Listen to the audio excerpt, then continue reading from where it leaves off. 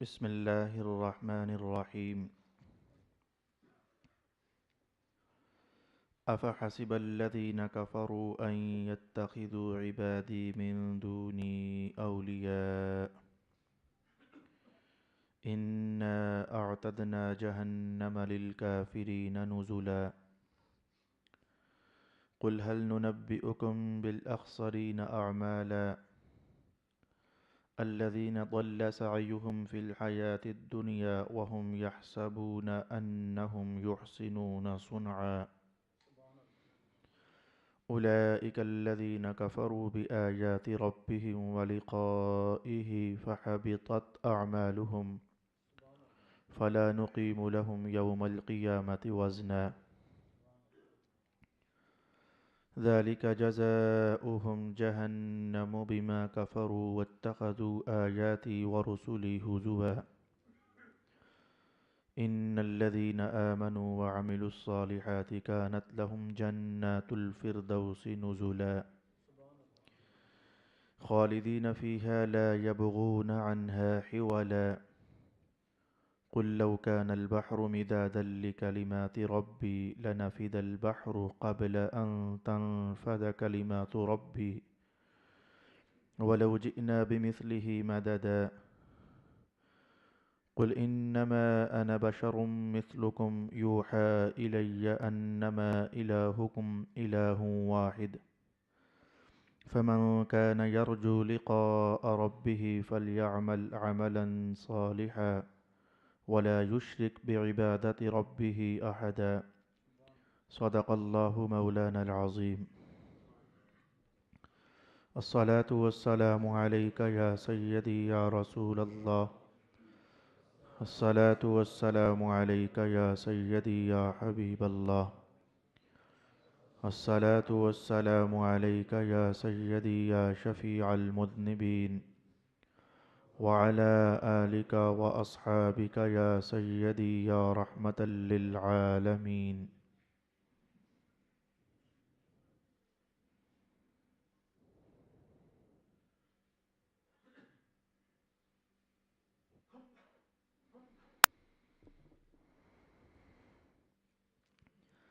کیا کافروں کا یہ گمان ہے کہ وہ مجھے چھوڑ کر میرے بندوں کو اپنا دوست بنا لیں گے؟ بے شک ہم نے کافروں کی مہمانی کے لیے جہنم کو تیار کر رکھا ہے۔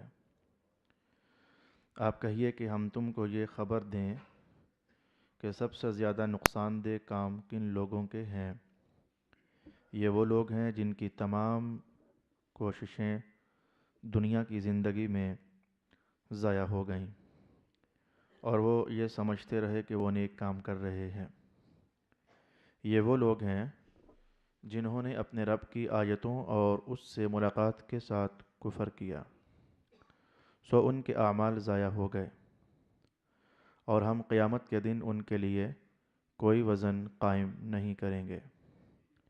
ان کی سزا جہنم ہے، کیونکہ انہوں نے میری آیتوں اور میرے رسولوں کو مذاق بنا لیا تھا۔ بے شک جو لوگ ایمان لائے اور انہوں نے نیک کام کیے، ان کے لیے فردوس کی جنتوں کی مہمانی ہے، وہ اس میں ہمیشہ رہنے والے ہیں، وہ اس جگہ کو تبدیل کرنا نہیں چاہیں گے۔ آپ کہیے اگر میرے رب کے کلمات کو لکھنے کے لیے سمندر سیاہی بن جائے تو میرے رب کے کلمات کے ختم ہونے سے پہلے ضرور سمندر ہی ختم ہو جائے گا، خواہ ہم اس کی مدد کے لیے اتنا ہی سمندر اور لے آئیں۔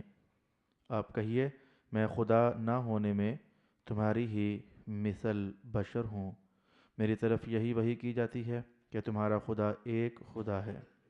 سو جو شخص اپنے رب سے ملاقات کی توقع رکھتا ہے اس کو چاہیے کہ وہ نیک عمل کرتا رہے اور اپنے رب کی عبادت میں کسی کو شریک نہ بنائے۔ صدق اللہ مولانا العظیم۔ تلاوت کرنے کے اعتبار سے تو سورۃ الکہف آج اختتام پذیر ہو گئی اور ترجمہ بھی آپ نے سماعت کر لیا، لیکن اس کا آخری حصہ اور آخری آیت مبارک آج اپنے مضامین کے ساتھ ہم سیکھ نہیں سکیں گے۔ میں نے گزشتہ بار بھی آپ سے کہا تھا کہ ایک اہم عنوان ہے جو کہ آخری آیت شریفہ کے اندر بیان کیا گیا ہے، اس کو ہم باقاعدہ ایک مستقل نشست ہی میں سیکھ پانے کا ارادہ کریں گے۔ میری مراد ہے کہ رسول پاک علیہ الصلاۃ والسلام کا بشر ہونا، اس پر انشاءاللہ العزیز اگلی جمعرات کو اللہ کے فضل سے گفتگو کی جائے گی۔ تلاوت کردہ آیات بینات میں چند ایک مقاصد ہیں جو مختلف حصوں میں پھیلے ہوئے ہیں۔ میں 1 2 3 4 کرتے ہوئے ان مقاصد کو حاصل کرنے کی کوشش کروں گا اور اس کے ساتھ ہی ہمارا سبق اختتام پذیر ہو جائے گا۔ پہلی آیت شریفہ میں رب کائنات نے کچھ کافر ہیں تو ان کے بارے میں یہ بات ارشاد فرمائی۔ کون سے کافر؟ 3 طرح کے تھے۔ ایک یہودی تھے کافر، اور ایک عیسائی درجے کے کافر تھے، اور ایک مکہ میں رہنے والے مشرک درجے کے کافر تھے۔ کفار تو بہت سارے ہیں، آگ کی پرستش کرنے والے، ہندوستان میں بتوں کے سامنے جھکنے والے، چائنا میں مثلاً پھر درختوں کے سامنے جھکنے والے، اور سورج اور چاند کو اپنا معبود ماننے والے، مجوس قوم وغیرہ۔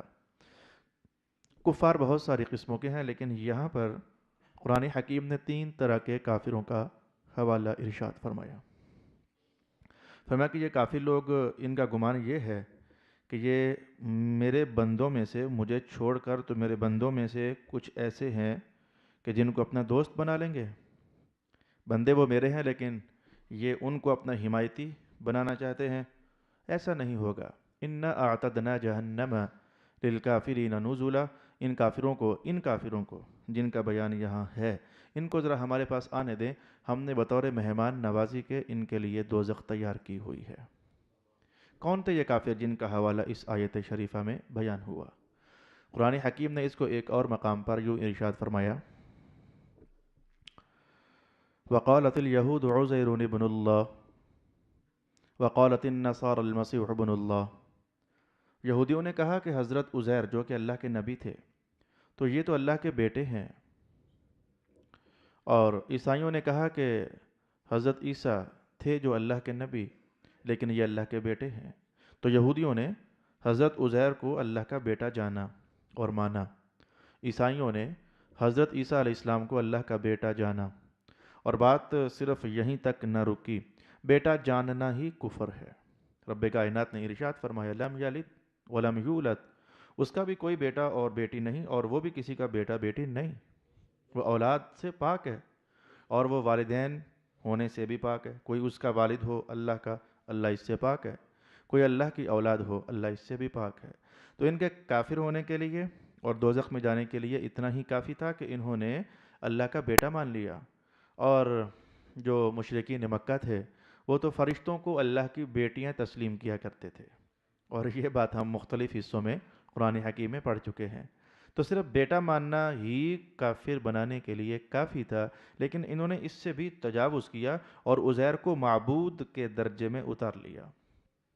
حضرت عیسیٰ علیہ السلام کو خدا بھی تسلیم کیا گیا عیسائیوں کے ہاں، اور اس لیے کیا گیا کہ کل قیامت کو یعنی خیال کیا جاتا تھا کہ یہ ہمارے معبود، اور جو مکہ میں دیگر بت بھی پڑے ہوئے تھے ان کے متعلق بھی، یہ ہمارے معبود، ہم ان کی عبادت کرتے ہیں، بڑا معبود وہ ہے، چھوٹے معبود یہ ہے، تو ان کی وجہ سے ہم بڑے معبود کے دربار میں رسائی کر لیں گے، ہماری نجات ذرا آسان ہو جائے گی۔ یہ کانسیپٹ چلا کرتا تھا۔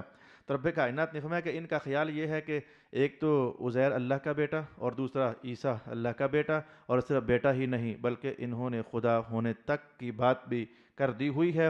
تو یہ ان کا گھناؤنا جرم کچھ ایسا ہے کہ اس کی جزا قرآن پاک نے ارشاد فرمائی: اِنَّا أَعْتَدْنَا جَهَنَّمَ لِلْكَافِرِينَ نُزُلًا۔ بے شک ہم نے ان کافروں کے لیے مہمان نوازی کے لیے جنت کو تیار کر رکھا ہے۔ قُلْ هَلْ نُنَبِّئُكُمْ بِالْأَخْسَرِينَ أَعْمَالًا۔ محبوب اب آپ ان سے ایک خاص بات ارشاد فرمائیے اور ان سے کہیے کہ کیا بتاؤں میں تمہیں؟ هَلْ نُنَبِّئُكُمْ، کیا ہم بتا دیں تمہیں کیا چیز؟ بالأخسرین اعمالا، وہ کون سا بندہ ہے، وہ کون سے لوگ ہیں کہ جن کے اعمال سب سے زیادہ نقصان کرنے والے ہیں۔ یہ آیت تھی کہ جو آج میں چاہتا تھا کہ ہم اسے ذرا اپنے ماحول کے حوالے سے سیکھنے کا اہتمام کریں۔ کیا ہم بتائیں تمہیں کہ کون سا بندہ ہے، یہ محفل بیٹھی ہے تو اس میں سے کون ہے جس کے کام اسے سب سے زیادہ نقصان دینے والے ہیں؟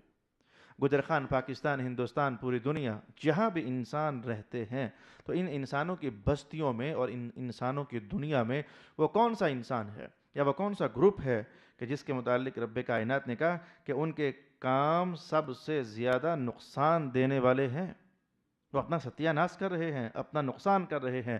تو بندے کا اس ٹائٹل کو ہم چاہیں تو یوں بنا لیتے ہیں کہ ہمارے کون سے کام ہیں جو ہمیں زبردست نقصان دیں گے، ہمارے کون سے کام ہیں۔ رب کائنات نے اس کے لیے ایک دستور ارشاد فرمایا، یہ کام کسی کام کا بھی نام نہ لیا، یعنی نہ تو یہ کہا کہ بے نماز رہنا، نہ تو یہ کہا یعنی اس موقع پر، اور نہ یہ کہا کہ شراب پینا، اور نہ یہ کہا کہ سب سے خطرناک نقصان دینے والا کام زنا کرنا، نہ یہ کہا کہ سب سے نقصان دینے والا کام چوری کرنا، کوئی اس طرح کی بات ارشاد نہ فرمائی، ایک ضابطہ ارشاد فرمایا۔ میں کہ جاننا چاہوں اگر، میں جان بوجھ کر وہ جملہ بول نہیں رہا ہوں تاکہ توجہ آپ لوگوں کی ذرا جم جائے کہ وہ کون سا کام ہے یا وہ کون سے ایسے کام ہیں جن کے بارے میں رب کائنات نے فرمایا یہ تمہیں سب سے زیادہ نقصان دیں گے۔ کون سے کام ہیں آخر کہ جن سے ہمیں پھر فوراً بچنے کا اہتمام کرنا چاہیے؟ تو فرمایا الذین، ان لوگوں کے کام سب سے زیادہ نقصان دیں گے ان لوگوں کو، ان لوگوں کے کام کن کے؟ ضل سعیہم فی الحیات الدنیا۔ جملہ کچھ ایسا بولا کہ چاہو تو یہ سمجھو، چاہو تو یہ سمجھو، چاہو تو وہ سمجھو، کچھ ایسا جملہ اللہ رب العالمین نے ارشاد فرمایا ان لوگوں کے کام سب سے زیادہ نقصان دینے والے ہیں۔ کن لوگوں کے؟ جن کی ساری کوششیں دنیا کی زندگی ہی میں گم ہو کر رہ گئیں، جن لوگوں کی ساری کوششیں دنیا کی زندگی میں گم ہو کر رہ گئیں۔ ان لوگوں کے جتنے بھی کام ہیں بھلے دکھنے میں وہ اچھے ہوں لیکن سخت نقصان دہ ہیں۔ اگلا بیان دیکھیے قرآن کا، وَهُمْ يَحْسَبُونَ أَنَّهُمْ يُحْسِنُونَ صُنْعًا، وہ سمجھتے ہیں کہ یہ کام بڑے اچھے ہیں، جن کی ساری کوششیں دنیا کی زندگی میں گم ہو گئیں، بھلے وہ سمجھتے ہیں کہ ہمارے یہ کام اچھے ہیں، رب کائنات نے کہا یہ کام ان کے لیے سخت نقصان دہ ہیں۔ یہ ایک جملہ ہے جسے آج ہم نے تفسیری حوالہ جات سے مختلف 3 پہلوؤں سے سمجھنے کا اہتمام کرنا ہے۔ ایک پہلو وہ ہے جو خود فوراً آگے قرآن حکیم نے ارشاد فرمایا، اور 2 پہلو وہ ہیں جو احادیث شریفہ میں بیان کیے گئے اور قرآن حکیم میں بھی 29ویں سپارے میں اور ایسے ہی مختلف مقامات پر، مقامات شتّا پر ان کو بیان کیا گیا ہے۔ 3 سبق، 3 پہلو، اس آیت کی 3 تفسیریں ہم سیکھنے کا ارادہ کرنا چاہیں گے۔ کون سی آیت ہے جس کو ہم سیکھنے لگے ہیں؟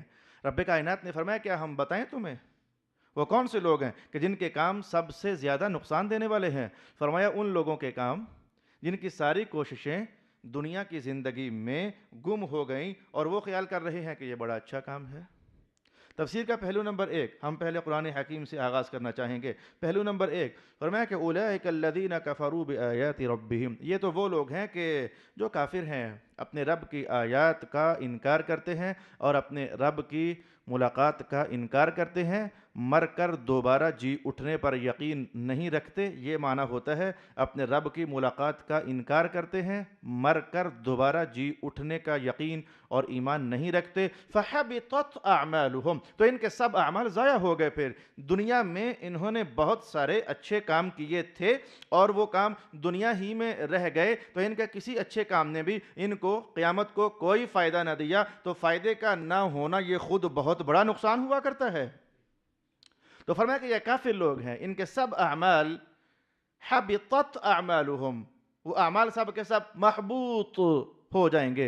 فلا نقیم لهم یوم القیامت وزنا، یہ جملہ بالکل مستقل ایک الگ درجے کی کہانی ہے، اس کو ہم بعد میں دیکھنا چاہیں گے۔ تو رب کائنات نے یہاں ارشاد فرمایا کافر کچھ بھی حسن عمل کرے، جو دکھنے میں حسن عمل ہوگا تم بھی سمجھو کہ یہ حسن عمل ہے اور وہ بھی خیال کریں گے کہ یہ حسن عمل ہے۔ بھائی مثال کے طور پر کوئی کافر کسی انسان کا درد اپنے دل میں رکھ لے، اور کوئی درد مند ہے، کوئی غریب ہے، کوئی بیمار ہے، کوئی مسافر ہے، تو وہ کافر اپنی جیب سے پیسہ لگائے، اس کی مدد کرے، اس کی خدمت کرے۔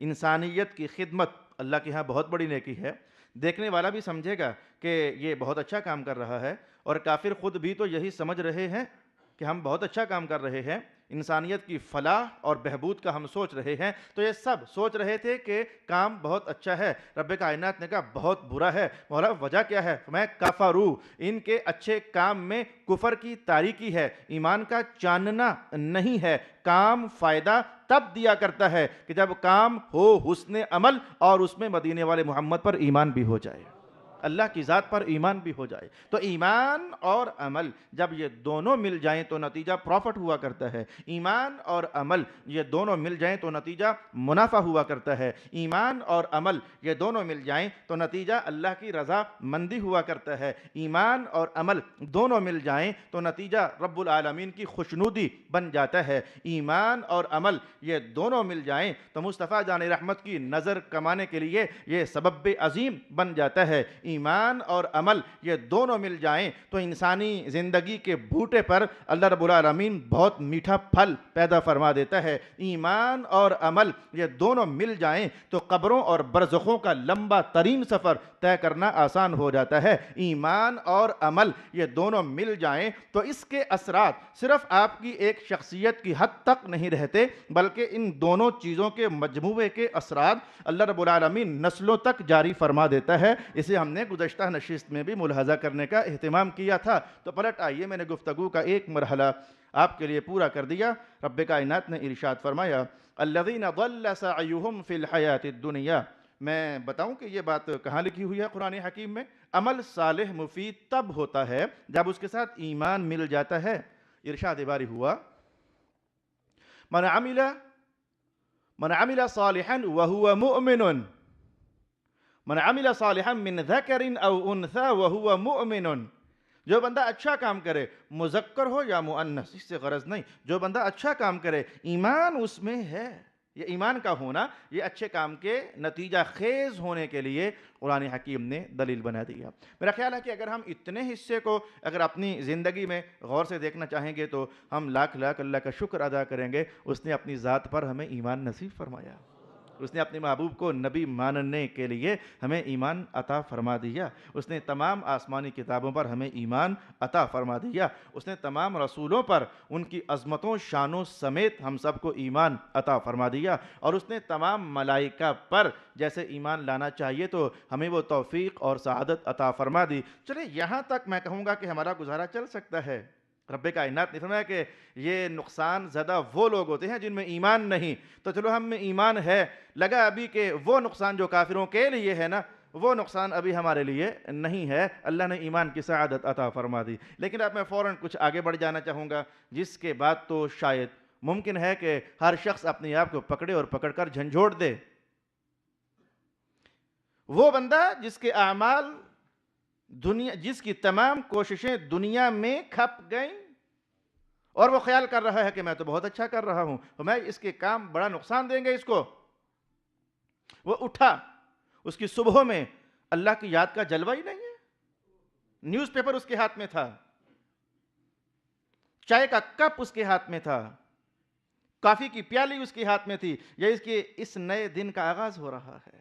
کچھ ایسے لوگ جن کی ساری محنت صبح سے لے کر شام تک صرف دنیا کے لیے، ضل سعیہم فی الحیاۃ الدنیا، ان کی تمام کوششیں دنیا کے لیے تھیں، دنیا ہی میں کھپ کر رہ گئیں۔ دنیا فنا ہو جانے والی ہے، اس میں جو کچھ ہے وہ فنا ہو جانے والا ہے، تو اس کی ساری کوششیں فنا ہو جانے والی ہیں، اس نے کچھ باقی کمایا ہی نہیں۔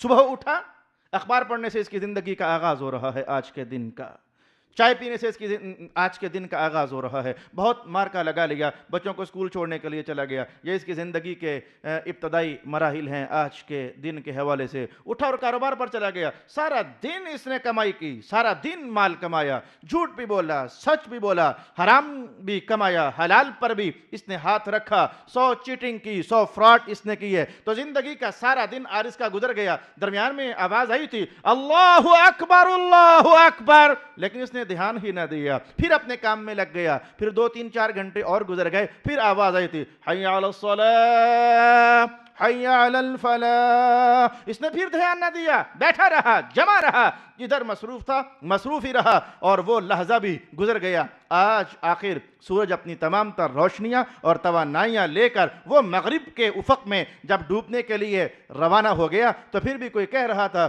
مسجد کے کسی کونے میں، اشہد ان لا الہ الا اللہ، اس نے پھر دھیان نہ دیا۔ کسی عالم نے گزرتے گزرتے دعوت بھی دے دی، کہا مولانا مصروف ہوں۔ کسی نیک دل انسان نے اپنے خدا کی طرف بڑھنے کے راستے کی بات اس کے سامنے کی، لیکن کہنے لگا تھکا ہوا ہوں۔ کبھی کہہ دیا میرے تو کپڑے ہی ٹھیک نہیں ہیں، کبھی کہہ دیا اچھا کل سے صحیح، کبھی کہا اچھا اس رمضان سے میں اللہ کا بندہ بن کر جیوں گا۔ تو اس کا ہر دن یوں آیا، پھر رات کو گھر چلا گیا، اور سونے سے پہلے پھر رب کائنات نے اس کو کہا تھا یاد کر لے کوئی ہے تیرا رب، یاد کر لے ہے کوئی تیرا رب۔ پھر مؤذن نے آواز مار دی لا الہ الا اللہ، اس نے پھر دھیان نہ دیا۔ ٹیلی ویژن آن کر لیا، دیکھتا رہا دیکھتا رہا دیکھتا رہا، 2 گھنٹے 3 گھنٹے 4 گھنٹے، آخر اس کی آنکھیں تھک گئیں اور کمبل اور کر کے سو گیا۔ اس کا پھر ہر دن ایسا گزرا، ہر مہینہ ایسا گزرا، ہر سال ایسا گزرا۔ قرآن بولتا رہا لیکن اس کا دھیان نہ بیدار ہوتا رہا۔ ان لوگوں کے بارے میں قرآن نے کہا الذین ضل سعیہم فی الحیات الدنیا، کچھ لوگ ہیں جن کی ساری کوششیں اسی دنیا میں کھپ گئیں۔ مولا کائنات نے کہا یہ جو کچھ کر رہے ہیں نا، ان کا خیال ہے کہ بڑا اچھا کر رہے ہیں، لیکن یہ اچھا نہیں کر رہے، انہیں ہمارے پاس آنے دیں، ان کی ساری محنتیں ادھر ضائع ہو چکی ہیں۔ الذین ضل سعیہم فی الحیات الدنیا وہم یحسبون انہم یحسنون صنعا، اور وہ خیال کر رہے ہیں کہ ہم تو بہت اچھا کام کر رہے ہیں۔ اللہ جانتا ہے بہتر، ممکن ہے کہ یہی حکمت ہو۔ اب آپ نے کبھی توجہ نہیں کی ہے کہ ہو سکتا ہے کہ یہی حکمت ہو؟ کون سی حکمت؟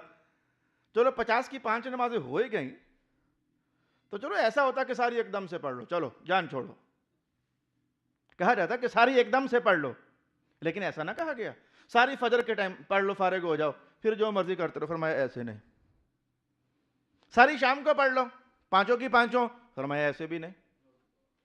تو میں تمہیں رات کو سونا ہے، اس کے بعد اٹھنا ہے، پھر پڑھنی ہے، پھر 5-6 گھنٹے کام کرنا تو پھر پڑھنی ہے، 2-3 گھنٹے پھر کام کرنا، پھر اللہ کو یاد کرنا ہے، اور گھنٹہ 1.5 گھنٹہ پھر کام کرنا، پھر تمہیں خدا کی حضور جھکنا ہے۔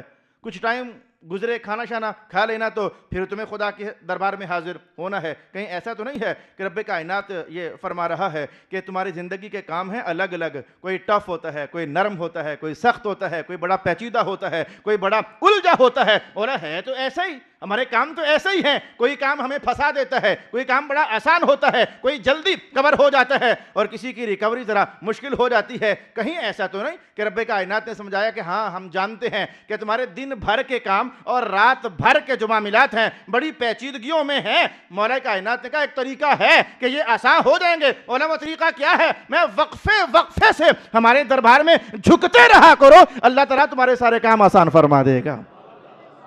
کچھ کام کیا تو پھر آ گئے۔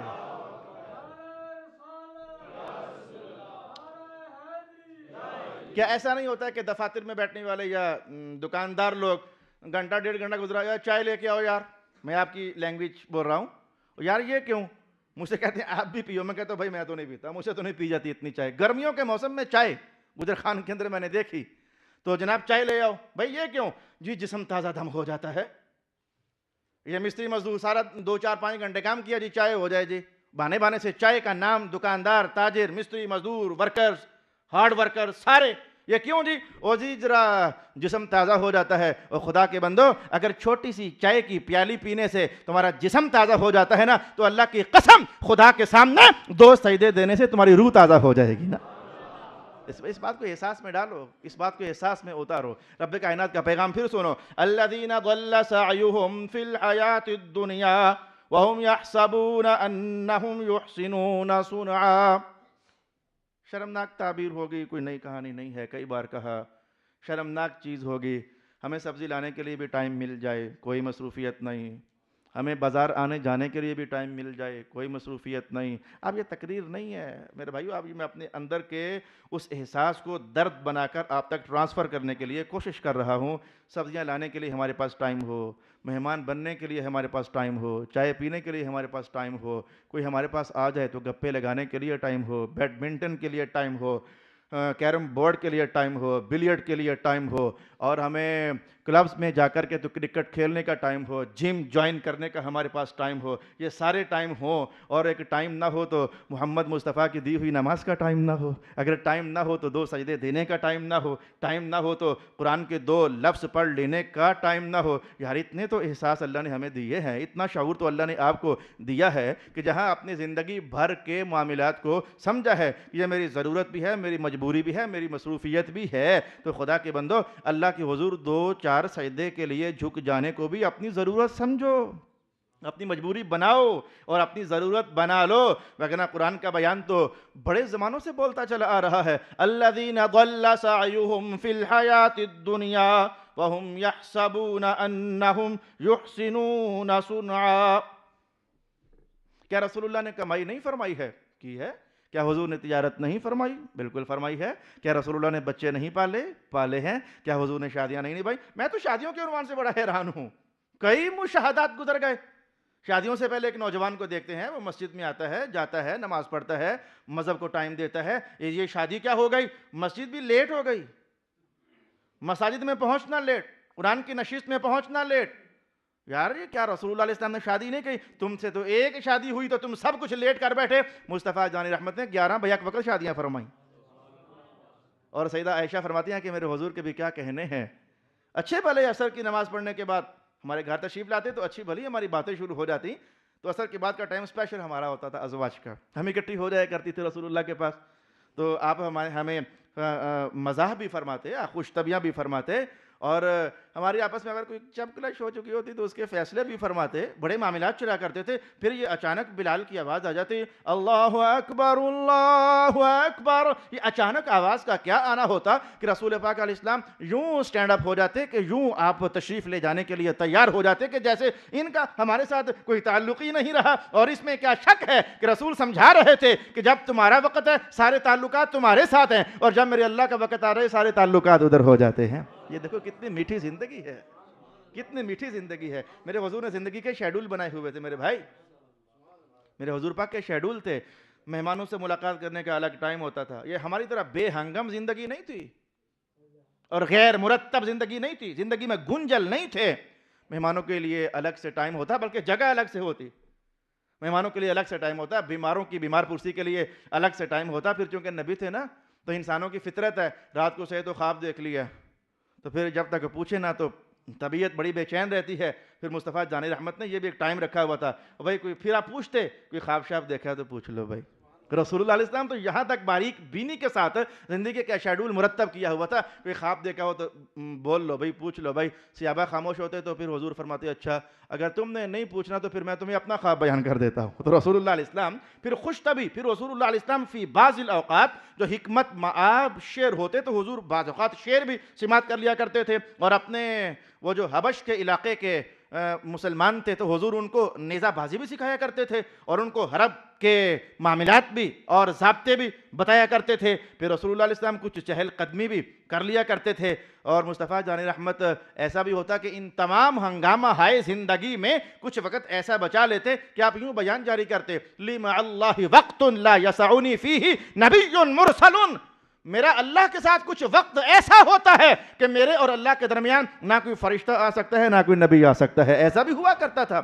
یہ کیسے تمام امتزاجات سے ملائی ہوئی زندگی ہے جس میں دنیا کا ہر حسن بھی دیکھا جا سکتا ہے اور آخرت کا ہر کردار بھی دیکھا جا سکتا ہے. ارشاد گرامی الذین ضل سعیہم فی الحیاۃ الدنیا. اچھا میرے کہنے پر ٹرائی بیس پر آپ 3 دن کوئی اپنی زندگی کو کسی شیڈول کے ساتھ بھلا گزاریں، کسی شیڈول کے ساتھ بھلا اپنی زندگی کو 3 دن تک گزاریں. اللہ کے لیے وقت شروع ہو جائے تو پہنچ جائیں ادھر، پھر کمائی کا وقت ہو جائے تو پہنچ جائیں ادھر، بچوں کے لیے وقت ہو جائے تو پہنچ جاؤ ادھر. بچوں کا نام لیا تو میرے حضور کی کیا وہ ادائیں آپ کو یاد نہیں ہیں؟ یہ بچوں کو کندھے پر بٹھا کر کے گلی میں نکلنا اور کسی کا کہنا کہ ہاں سواری کتنی پیاری ہے، اور حضور کا فرمان کہ اگر سواری پیاری ہے تو بیٹھنے والا حسین بھی کتنا پیارا ہے. یہ یعنی بچوں کو ٹائم دینا اسپیشل رسول اللہ علیہ السلام کا اپنے بچوں کو ٹائم. تو میں وہ جملہ یہاں سے کچھ ادھر آؤٹ ہوتا چلا گیا. میں تو شادیوں پر حیران ہوں کہ کیا شادیاں کی ہیں یار آپ لوگوں نے. شادیاں ہوئی تو مسجد کا راستہ بھول گیا، اپنی زندگی کے معاملات درہم برہم ہو گئے، واپس پلٹیا، ارشاد گرامی ہوا۔ یہ میرا پیغام ان 15 20 30 نوجوانوں کے لیے ہے جن کو میں نے اپ سیٹ ہوتے دیکھا، اس نئی زندگی میں قدم رکھنے کے بعد جن کو میں نے اپ سیٹ ہوتے دیکھا، ان کے نام آج یہ پیغام قرآن حکیم کا شعور بیدار کرنے کے لیے، الذین ضل سعیہم فی الحیاۃ الدنیا۔ تفسیر میں تیسری تفسیر آپ کے سامنے لاؤں اور پھر ہم آگے بڑھ جائیں۔ کچھ ایسے لوگ بھی ہیں جنہوں نے نماز بھی پڑھی لیکن رب کائنات نے کہا کہ یہ ان کا دنیا ہی میں ضائع ہو جانے والا عمل ہے۔ کون ہے وہ؟ ابھی تک تو وہ تھے جنہوں نے کیا کچھ نہیں، یا پھر وہ تھے جن کا ایمان ہی سرے سے نہیں تھا۔ لیکن کچھ لوگ ایسے بھی ہیں جن کا ایمان بھی ہے اور انہوں نے اعمال صالحہ بھی کیے، لیکن قرآن حکیم نے پھر بھی کہا کہ نہیں، ان کی نماز ادھر ہی کے لیے ہے، بس ختم، اڑ گئی۔ ان کے روزے ادھر ہی کے لیے ہیں، بس ختم، اڑ گئے۔ ان کے تسبیحاں ادھر ہی کے لیے ہیں، بس ختم، اڑ گئیں۔ ان کے تمام پاکیزہ اعمال ہوئے ہیں لیکن ادھر ہی کے لیے تھے، بس ختم، زندگی ختم۔ تو یہ سب یہ کون لوگ ہیں؟ یہ کون لوگ ہیں؟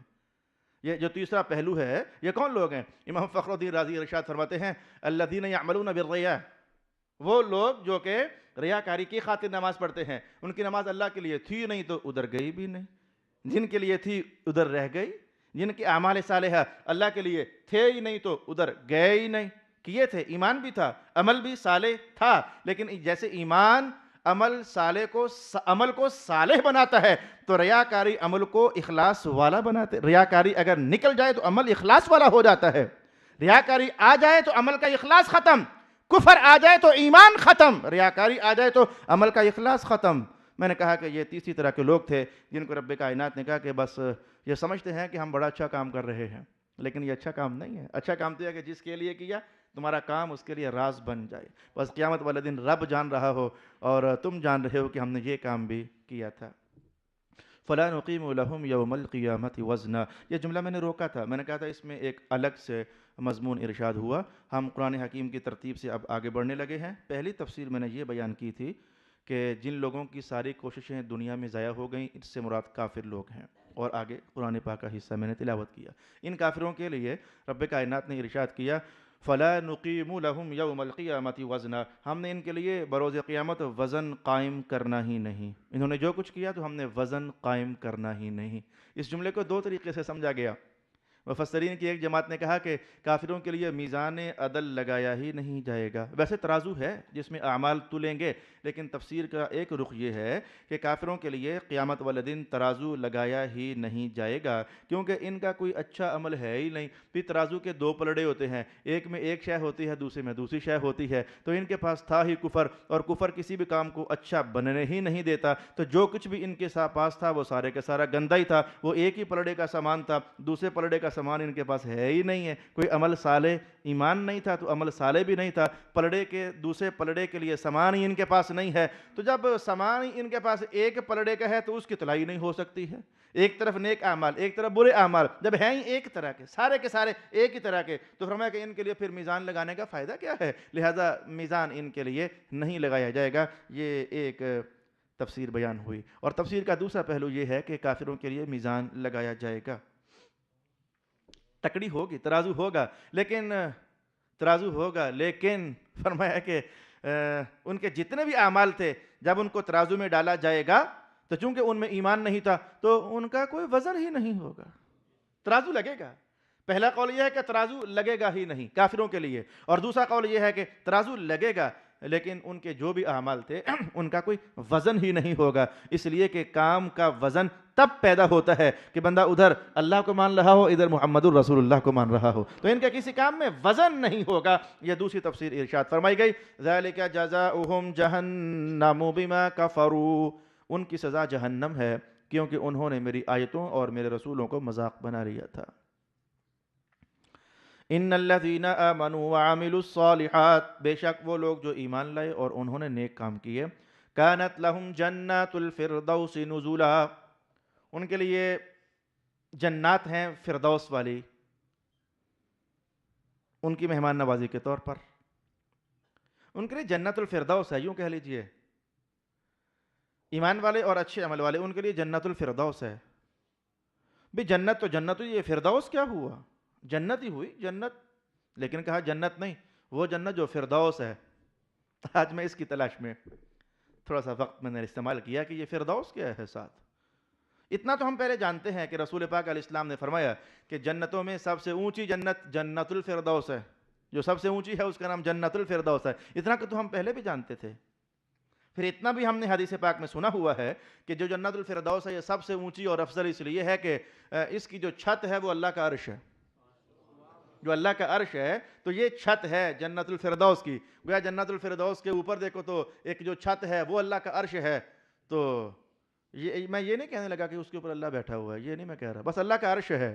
اللہ کدھر ہے یہ معاملہ ہی ہماری سمجھوں سے باہر ہے. اللہ کا عرش ادھر ہے, تو اس لیے بھی اس کو جنت الفردوس کہا جاتا ہے.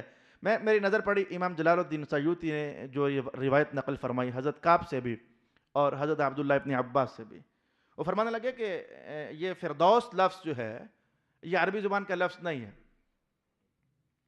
یہ فردوس عربی زبان کا لفظ نہیں ہے.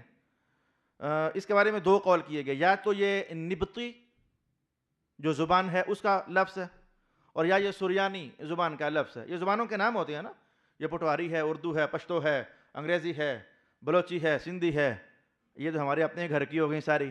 اچھا جی یہ مصری ہے, یہ ایرانی ہے, یہ فارسی ہے. تو ایسی زبانیں ہوتی ہیں. تو ایک زبان ہے سریانی اور ایک زبان ہے نبطی. انہوں نے فرمایا کہ یا یہ نبطی کا زبان کا لفظ ہے فردوس, اور یا پھر یہ سریانی زبان کا لفظ ہے فردوس. تو کہا یہ فردوس ہوتا کیا ہے؟ فرمانے لگے کہ باغ ہوتے ہیں نا, باغ, آپ تصویر آپ خود ہی بنانا ذہن میں. باغ ہوتے ہیں, کوئی باغ ہوتا ہے انگوروں کا, کوئی بات ہوتا ہے امرودوں کا, کوئی باغ ہوتا ہے کیلوں کا, کوئی باغ ہوتا ہے آموں کا. تو جس شے کا جو باغ ہوتا ہے تو پھر ادھر وہی سارا کچھ نظر آتا ہے, دور دراز تک وہی نظر آتا ہے. اگر کبھی آپ سرگودے کی طرف گئے ہوں تو میں کہوں گا ادھر مالٹوں کے بہت سارے باغ ہیں. جب مالٹے لگے ہوں اور پک جائیں اور ایک عجب سا وہ رنگ وہ نکھاریں اور دور سے دیکھنے والے کی نظر ٹھنڈی ہو جائے, یہ اس دیکھنے والے کو مزہ آیا ہے.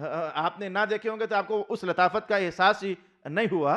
تو جو سنگترے جب لگ جائیں تو جو رنگ ایک حسن بکھیرتا ہے, درخت ہیں تو سبز سبز اور درمیان میں وہ سنترے لگے ہوئے ہیں یا مالٹے لگے, وہ تصویر اپنے ذہن میں بناؤ نظر کتنا حسن نکھرتا ہوگا. تو ایسے ہی ہر پھل کی اپنی شان ہوتی ہے. تو سریانی زبان میں فردوس اس باغ کو کہتے ہیں کہ جس باغ کے اندر ادھر نظر ڈالے تو انگوروں کے خوشے لٹکتے نظر آئیں, اور آگے نظر چلے جائے تو پھر بھی انگوروں کے خوشے ہی لٹکتے نظر آئیں, اور پھر آگے نظر چلے جائے تو پھر بھی انگوروں ہی کے خوشے لٹکتے نظر آ جائیں. تو فرداس, انہوں نے کہا یہ فرداس سے بنا ہے یہ لفظ فردوس. فرداس یعنی وہ باغ جو انگوروں کا باغ ہو, اور صرف باغ ہی نہیں, اس میں خوشے اور گچھے پک چکے ہوں اور پک کر لٹک چکے ہوں, اور ان کو دیکھ کر نظر للچائے کہ ہائے ہر دانہ میرے ہی منہ میں چلا جائے. جو اس درجے کا انگوروں کا باغ ہوتا ہے اس باغ کو سریانی زبان میں فرداس کہا جاتا ہے. تو ابن عباس نے فرمایا کہ کعب کہا کرتے تھے کہ یہ جنت الفردوس کہیں ایسا تو نہیں ہے کہ اس میں رب کائنات نے انگوروں کے باغ بڑے لگائے ہوئے ہیں اور اس میں انگوروں کا پھل بہت زیادہ اللہ کی طرف سے بنایا گیا ہے, اس لیے اسے جنت الفردوس کہا جاتا ہے. خالدین فیہا, اس میں ہمیشہ رہیں گے لوگ. لا یبغون عنہا حوالا, اور کبھی بھی یہاں سے جانا نہیں چاہیں گے, کہیں گے بڑا اچھا گھر ہے, کبھی بھی یہاں سے منتقل ٹرانسفر نہیں ہونا چاہیں گے. قُلْ لَوْ كَانَ الْبَحْرُ مِدَادًا لِكَلِمَاتِ رَبِّي. میں اس آیت کو پورا کرنے کے لیے 1-2 منٹ شاید میں اضافی لینا چاہوں تاکہ اگلی نشست ہماری ایک ہی ٹاپک پر کمپلیٹ ہو جائے. رب کائنات نے کہا اللہ کے جو علوم ہیں, اللہ کے جو کلمات ہیں, اللہ کی جو معلومات ہیں, اگر انہیں اکٹھا کیا جائے اور پھر لکھنا شروع کر دیا جائے, یعنی لکھا جائے اللہ تعالیٰ کو اینٹوں کا بھی علم ہے, اللہ تعالیٰ کو چھتوں کا بھی علم ہے, اللہ تعالیٰ کو امرودوں کا بھی علم ہے, اللہ تعالیٰ کو اس شے کا بھی علم ہے. وہ جو علم ہیں اللہ تعالیٰ کے, انسانوں کا علم ہے, آنکھ کے اندر کتنی وینز ہیں ان کا علم ہے, کتنی شریانیں ہیں ان کا علم ہے, دل دن میں کتنی بار پمپنگ کرتا ہے اس بات کا علم ہے. جو اللہ کے علوم ہیں انہیں اکٹھا کیا جائے اور پھر لکھنے لگ جائے نا, تو اللہ رب العالمین نے فرمایا کہ یہ سارا سمندر اور اس جیسا ایک اور سمندر یہ لکھ کر کے تو یہ سیاہیاں خشک ہو جائیں گی, لیکن اللہ کا علم لکھنے میں پھر بھی پورا نہیں ہو سکتا. ہمارے رب کا اتنا علم ہے کہ وہ لکھنے میں پھر بھی پورا نہیں ہو سکتا. یہ قوی ترین آیت ہے جو اس بات پر دلالت کرتی ہے کہ اللہ تعالیٰ کے تمام علوم لا متناہی ہیں, غیر محدود ہیں. اس بات کا مطلب کیا ہوا لا محدود ہیں؟ علوم کیا محدود بھی ہوتے ہیں؟ جی ہاں. اور معلومات کیا غیر محدود بھی ہوتی ہیں؟ جی ہاں, دونوں طرح کی ہوتی ہیں. میں آپ کے سامنے ابھی بول دیتا ہوں. مختصر سی چیز ہے، میں اس کے لیے آپ کے لیے ابھی بول دیتا ہوں. یہ میرے ہاتھ میں ایک پتی ہے گلاب کی. جو مجھے اس کے متعلق معلومات ہیں، میں سوالیہ انداز میں اگر اس کو بولتا چلا جاؤں تو میں شروع کرنے لگا ہوں. میں کہوں گا کہ یہ ایک پتی ہے، جس پھول کی ہے اس کا نام گلاب ہے. اور تیسری معلومات یہ ہے کہ اس میں 3 کلرز ہیں. سب سے نیچے آف وائٹ ہے، اس کے نیچے لائٹ، اس سے اوپر لائٹ پنک ہے، اس سے اوپر چلے جاؤ تو ڈارک پنک ہے. یہ بیضوی شکل کا سا ہے، نیچے سے تکون ہے اور اوپر سے گول ہے، لیکن درمیان میں کٹ سا لگا ہوا جیسے وہ دل سا بنا ہوتا ہے. میں یہ معلومات آپ کو بتاتا چلا جا رہا ہوں. اور پھر میں کہوں کہ اس کے اندر میں دیکھ رہا ہوں ایک بڑا پائپ ہے جس کے ذریعے پانی نیچے سے پھول میں پہنچتا ہے اور پھول سے ہر پتی میں منتقل ہوتا ہے.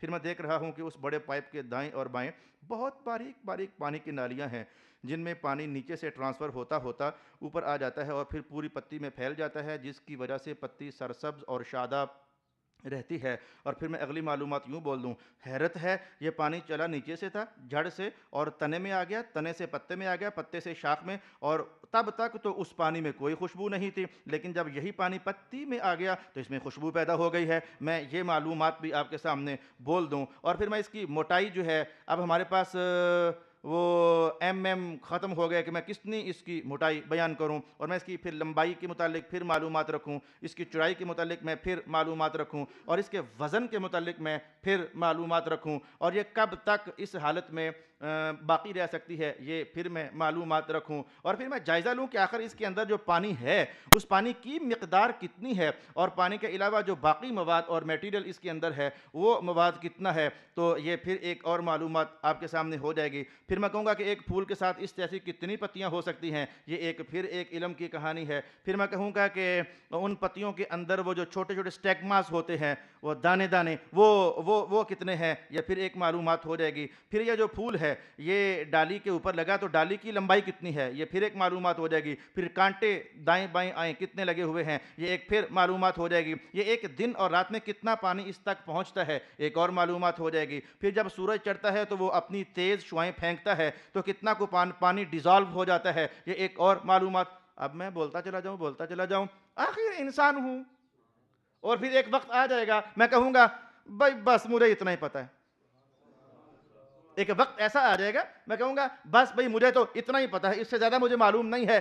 اب بالکل ایسے ہی اب اللہ رب العالمین اگر اپنی شانوں میں آ جائے اور فرمائے کہ لو بھئی اب میں تمہیں بتاتا ہوں اس میں کیا کیا ہے، اللہ تعالیٰ ہمیں بتانے لگ جائے کہ اس میں کیا کیا علم ہو سکتا ہے. میں نے 15 20 30 جہتیں آپ کے سامنے لائیں کہ اس کی معلومات ایسے ایسے مختلف زاویوں اینگل سے ہم نے محسوس کرنا چاہیے کہ یوں اس کے اندر علم چھپا ہوا ہے. اب اللہ اپنی شانوں کے ساتھ جب ارشاد فرمانے لگ جائے نا تو اب معنی پتہ کیا ہے کہ اللہ ارشاد فرماتا رہے گا، معلومات بتاتا جائے گا، مجھے یہ بھی پتہ ہے، یہ بھی پتہ ہے، یہ بھی پتہ ہے، بتا کر آج کا دن گزر گیا، پھر مہینہ گزر گیا، پھر سال گزر گیا، تو پھر کئی سال گزر گئے، اور پھر سارے زمانے گزر گئے، اور اللہ اب بھی کہے گا میں تو اور جانتا ہوں اس کے متعلق.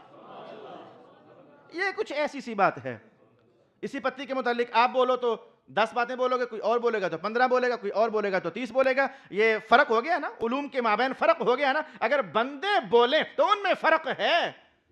اگر حضرت علی جیسا بندہ ہو تو وہ فرمائے ہمیں تو سمجھ نہیں آتی ہے، ہم تو ہنس کر کے رہ جاتے ہیں کہ اگر میں علی بسم اللہ کی بے کے نقطے پر بحث کروں تو اونٹ بھر جائیں گے کافی سارے. کیا ہے بھائی اس میں، ہم تو پاگل ہو گئے، نہیں سمجھ آ سکی اس نقطے میں بھلا کیا ہے. لیکن جنہیں پتہ ہے انہیں پتہ ہے کہ کیا ہے. تو ایسے اللہ رب العالمین اس ایک شے کے متعلق ارشاد فرمانے لگ جائے تو ہم کب کے مر چکے ہوں گے، لیکن اللہ اب بھی ارشاد فرما رہا ہوگا. یہ قرآن حکیم نے کہا کہ بات یہی ہے، تم لکھتے لکھتے یہ سمندر سارے ختم ہو جائیں اور اس جیسا ایک اور بنے تو پھر وہ بھی ختم ہو جائے. تو فرمایا کہ قبل ان تنفد کلمات اللہ کلمات ربی، یہ سب خشک ہو جائیں گے لیکن اللہ کی معلومات اور اللہ کا علم ابھی تک بیان اور لکھنے میں پورا نہیں ہو سکے گا. یہ ہمارے اللہ کے علم کی شان ہے. صلی اللہ علیہ وآلہ وسلم قل لو كان البحر مدادا لكلمات ربی لنفد البحر قبل ان تنفد كلمات ربی ولو جئنا بمثله مددا. انشاءاللہ العزیز اگلی نشست میں ہم یہ چیز دیکھیں گے کہ حضور پاک علیہ السلام کا یہ اعلان جو قرآن حکیم نے ارشاد کیا کہ انما انا بشر مثلکم، میں تمہاری طرح ایک بشر ہوں، اس کو کس سینس میں اہل سنت و جماعت لیتے ہیں اور کس سینس میں کچھ دوسرے علماء لیتے ہیں، انشاءاللہ العزیز ہم اس پر 45 سے لے کر تو 60 منٹ تک کی گفتگو درکار ہو سکتی ہے، یعنی 45 میں ختم ہو جائے، 50 میں ختم ہو جائے، 60 میں ختم ہو جائے، گھنٹے سے میں اوپر تجاوز انشاءاللہ نہیں کروں گا، تو ذہنی طور پر آپ گھنٹے بھر کے لیے تقریباً تشریف لے آئیے گا۔ ان ایسے عنوانات بہت کم قرآن حکیم میں آتے ہیں، تو انشاءاللہ بھرپور اس کو سیکھنے کا اہتمام کریں گے۔ وآخر دعوانا الحمدللہ۔